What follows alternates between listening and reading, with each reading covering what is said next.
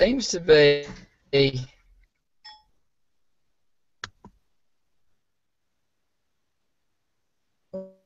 right. That looks.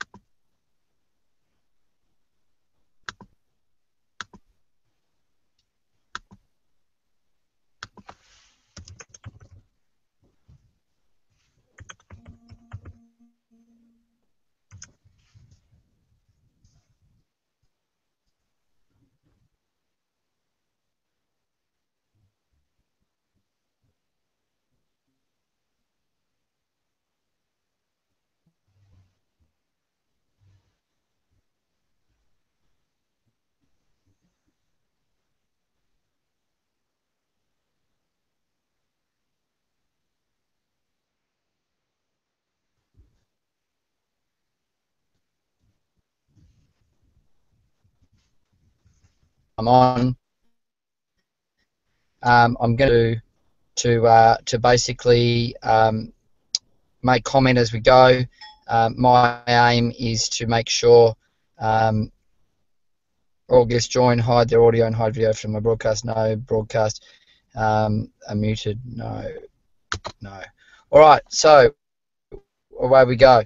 All right, I'm going to share a screen. It was a presentation that I made recently. I felt it was an appropriate one for this session, and I think it will do the job.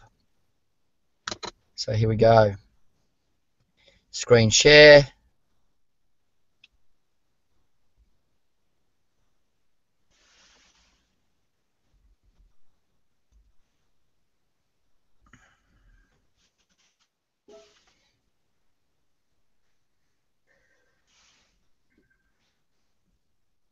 I can't screen share. All right, so I'll talk about it as it stands. The concept that I wanted to talk about today was the concept of strategy versus tactic. I made a presentation, and to those people that didn't get to see that presentation, it was really about identifying world objective and how that aligns with the reality that we live in.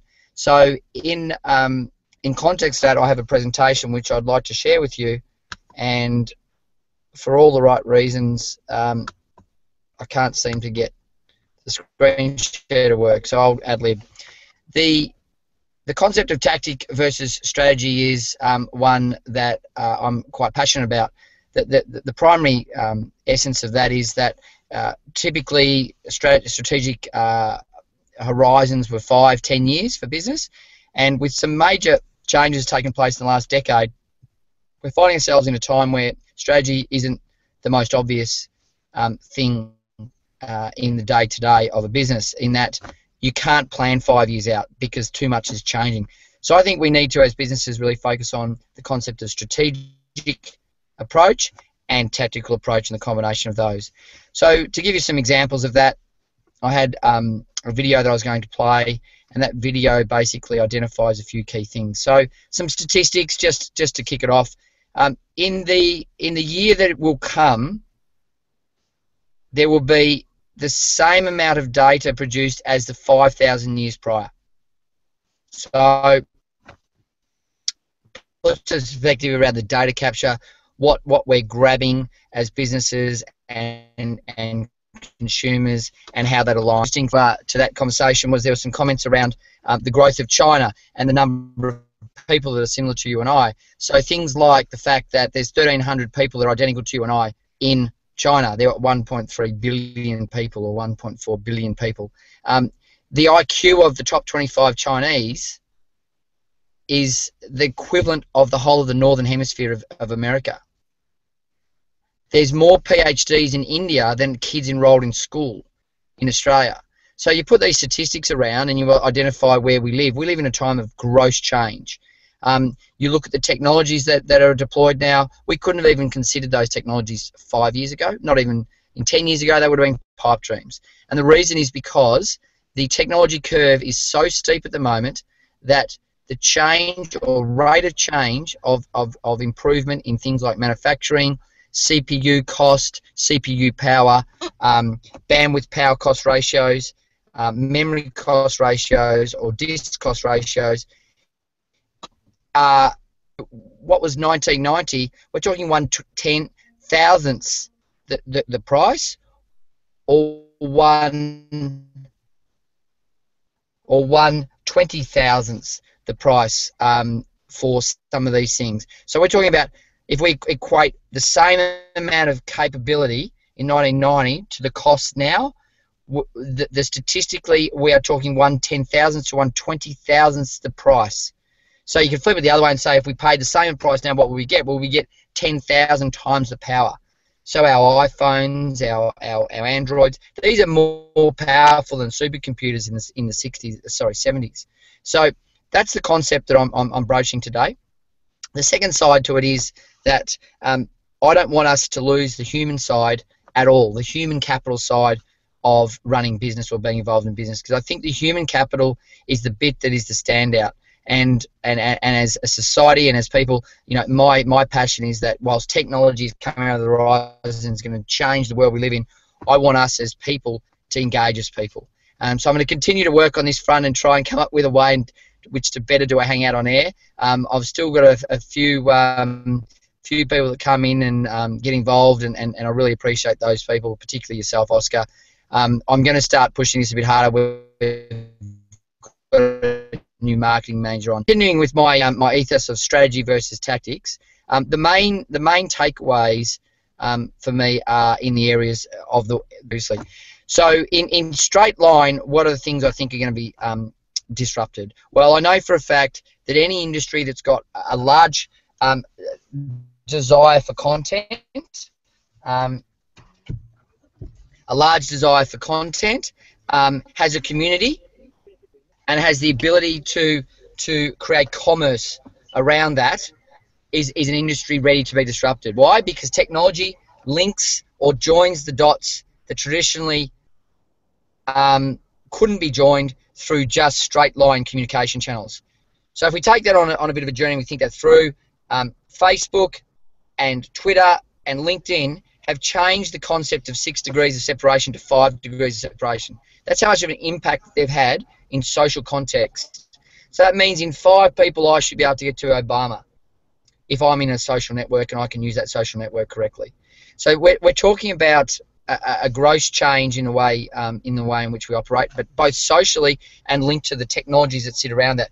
So the industries of disruption that I really am watching closely: Uber, taxi industry disrupted in under a decade, an industry that it goes back 150 years to horse and cart. We're talking about Airbnb disrupting the real estate industry, and I don't know whether Oscar used, but certainly if you're on the seaside villages of France or in Bali or in Asia, you would be, if you were a real estate looking after B&Bs or looking after short stay accommodation, you would clearly see a change in the way in which people operate on a day-to-day basis. The facts are that as an organisation running a business that relies on multiple channels to commoditize or commerce, job being reduced. Sorry, my apologies. So Airbnb, we're talking billions of dollars of valuation based on the fact that they bring a consumer or a punter to a property owned by a property holder in a very sexy and safe and informative manner. It links me to the next big thing. So this is industries that are shaking up. We've got friends also in the civil construction industry that have basically changed the dynamics of the way in which you hire plant and equipment. They are now integrating customers with each other for static plant that's sitting in the yards and the like, that can be used by other customers on a rental basis that's cheaper than the current renters. So we're seeing a big change in the way in which that operates. We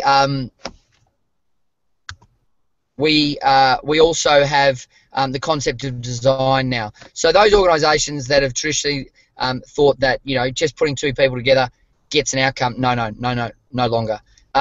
You think about design. Companies are winning on design now. They're not winning on the best technology. They're winning on the best looking design. It's got to be functional. It's got to work, and we expect harmony on those fronts. So that's where Airbnb, they were a design shop. They're not a technology house. They're a design shop. and that ultimately resulted in an outcome that has landed for them to be disrupting the real estate industry. So moving along, we also know that the compute industry, the cloud, mobile, and like industries are also being disrupted heavily. So traditional industries, the Microsofts, the guys that are traditionally fixed building, in server, on premise, these guys are being shaken up at a rate of knots. Why would you put something on a fixed premise when, quite frankly, you can, and quite simply, you can run in the cloud in a safer, more controlled environment at generally a much lower cost, with probably more compute power than you would have in your office, delivered anywhere simply and efficiently. So that links me to the applications layers and the things that sit around that, and how important those will be. Sorry, I'm getting beeps and bobs everywhere. 9 o'clock is probably not a good time either, and that is a major learning I will take into the next one as well. I think I'm going to go for afternoon next time, guys, end of day stuff. Anyway, so these are the industries. Just bear with me while I just go through a bit more about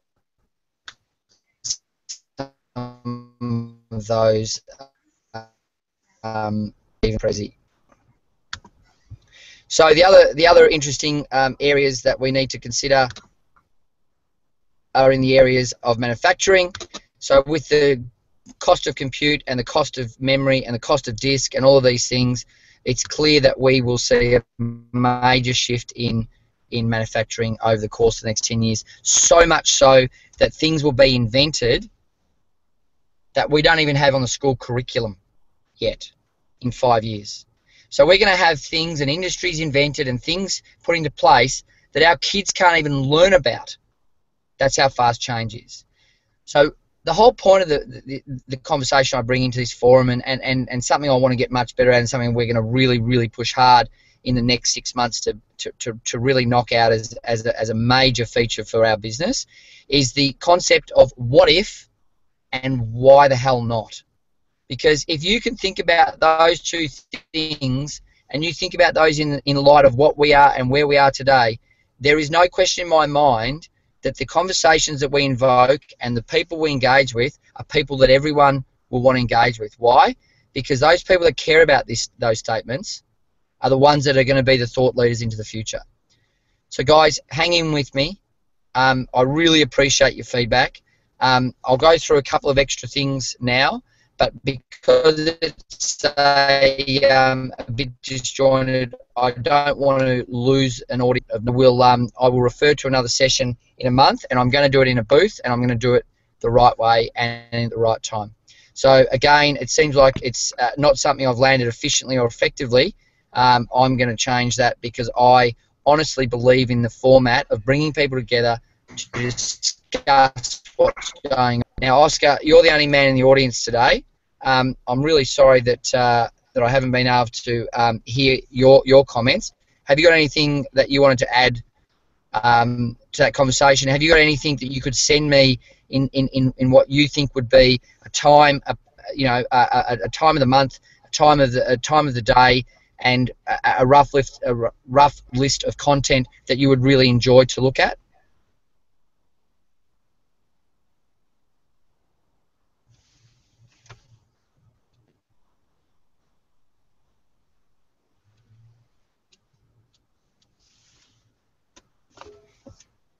It's time to reimagine, guys, is basically what I'm saying. So I apologise that I couldn't get that feedback from Oscar. I understand he's in a call. But one of the things I will leave you with is this. Whatever you do, whatever business you're in, whatever industry you're in, if you don't think there's an opportunity for disruption, you're kidding yourself.